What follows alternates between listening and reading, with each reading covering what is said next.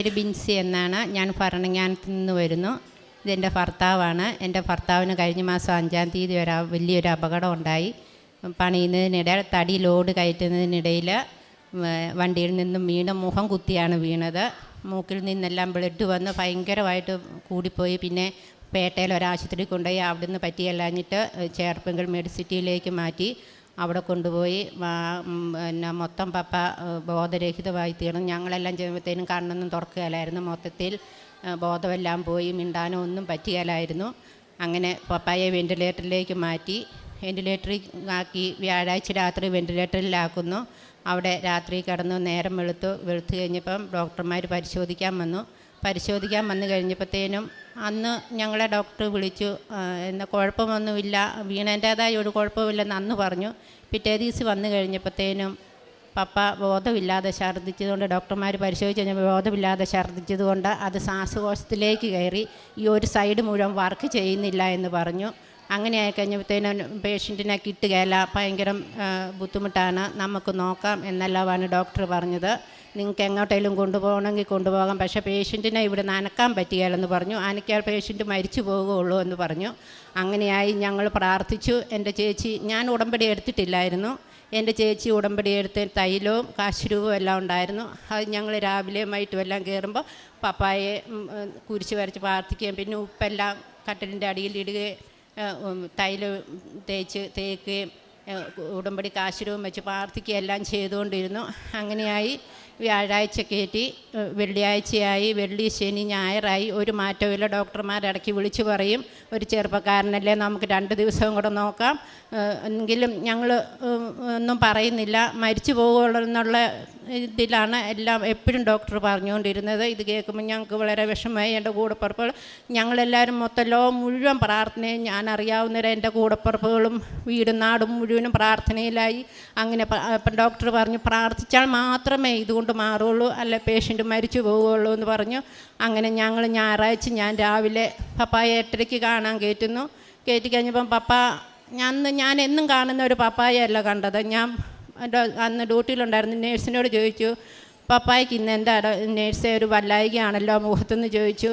അപ്പോൾ ആ നേഴ്സ് എന്നോട് പറഞ്ഞു, അന്ന് ചേച്ചി ചേട്ടന് ഭയങ്കര കൂടുതലായിരുന്നു കേട്ടോ, നേരം വെളുത്തപ്പം BP എല്ലാം ഭയങ്കരമായിട്ട് താന്നു പോയി, ഓക്സിജനും ഇല്ല, എല്ലാം ഞങ്ങൾ ലെവൽ കൂട്ടിയിട്ട് കൊടുത്തേക്കും, എല്ലാം താന്നു പോയെന്ന് പറഞ്ഞു. ചേച്ചി ഒരു കാര്യം ചെയ്യും, മക്കളൊക്കെ കൂടെ ഉണ്ടെങ്കിൽ ഒന്ന് കൊണ്ടുവന്ന് കാണിക്കുമോ എന്ന് ചോദിച്ചു.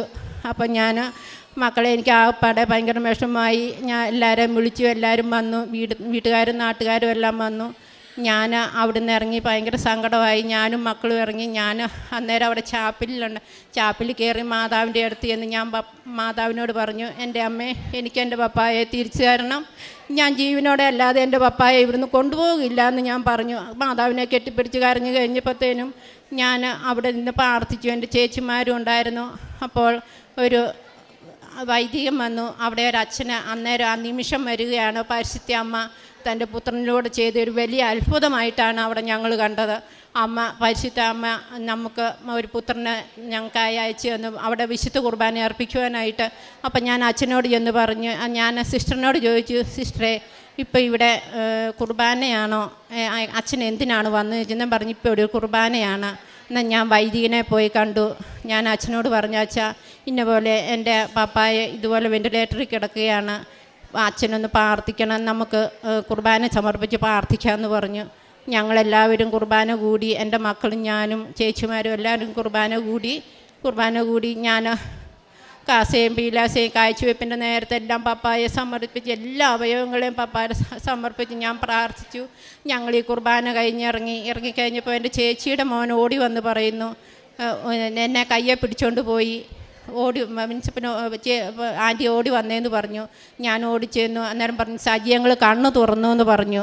ഞങ്ങൾ ഓടിച്ചെന്നു. എന്നെ ആദ്യം കയറ്റി ഞാൻ പപ്പായോട് ചോദിച്ചു, എന്നെ വിളിപ്പിച്ചു. ഞാൻ പപ്പായെ വിളിച്ചു, പപ്പായ്ക്ക് എന്നെ മനസ്സിലായോ എന്ന് ചോദിച്ചു. പപ്പ എന്നെ തലയാട്ടി കാണിച്ചു. പപ്പായ്ക്ക് എന്നെ സംസാരിക്കണമെന്ന് ചോദിച്ചു. അന്നേരം പപ്പ ഇങ്ങനെ വായ അനക്കിക്കൊണ്ട് വന്നത്. ഡോക്ടർ പറഞ്ഞു, വേണ്ട, ഇത് മതി, ഇനി നമ്മൾ രക്ഷപ്പെട്ടു എന്ന് പറഞ്ഞു. അങ്ങനെ എൻ്റെ പപ്പ ജീവിതത്തിലേക്ക് തിരിച്ചു വന്ന് പരിശുദ്ധ അമ്മയിലൂടെ മാത്രമാണ് നമുക്ക് അത്ഭുതം ചെയ്തു തന്നത്. പപ്പായ ഒരു മദ്യപാനിയായിരുന്നു. പപ്പായ്ക്ക് ഇതൊന്നും വിശ്വാസമില്ലായിരുന്നു. ഞാൻ ഇതിനിടയ്ക്ക് എൻ്റെ ചേച്ചിമാർ ഇവിടെ വരുമായിരുന്നു. ചേച്ചിമാരോട് വന്ന് ഉപ്പും തേനും തിരിയും ഒക്കെ കൊണ്ടുപോയി പ്രാർത്ഥിക്കുമായിരുന്നു. പപ്പായ്ക്ക് അതൊന്നും വിശ്വാസമില്ലായിരുന്നു. ഒരു ദിവസം കൂടി കഴിഞ്ഞ് വന്നേച്ച് ഇതെല്ലാം കൂടോത്രമാണെന്നും പറഞ്ഞുകൊണ്ട് ഉപ്പും തിരിയും എല്ലാം വലിച്ചെറിയുകയും മാതാവിൻ്റെ രൂപം എറിയാൻ വന്നപ്പോൾ എൻ്റെ പെണ്ണ് അത് എടുത്തുകൊണ്ട് ഓടിപ്പോയി. മാതാവിൻ്റെ രൂപം എറിയാൻ പറ്റിയില്ല. അങ്ങനെ എല്ലാം ഭയങ്കര ഇതായിരുന്നു. ഒരു വിശ്വാസമില്ലാതെ പരിശുദ്ധ അമ്മയിലൂടെ അത് കഴിഞ്ഞ് ഡോക്ടർമാർ പറഞ്ഞു ഇതെല്ലാം ഭയങ്കര ഒരു അത്ഭുതമായിപ്പോയി. ഇപ്പോൾ ഒരു കുഴപ്പവുമില്ല. എല്ലാം അത് കഴിഞ്ഞ് ചെക്കപ്പിന് പോയി, ഒരു കുഴപ്പവുമില്ല, എല്ലാം നല്ല നോർമലായി, പണിയാനും പൊക്കോ ഒരു കുഴപ്പമില്ലെന്ന് പറഞ്ഞു. നല്ല രീതിയിൽ പ്രാർത്ഥിച്ചു പോന്നു. ഈശോയ്ക്കും തിരുക്കുമാരനും 1000 നന്ദി പറഞ്ഞുകൊണ്ട് നിർത്തുന്നു.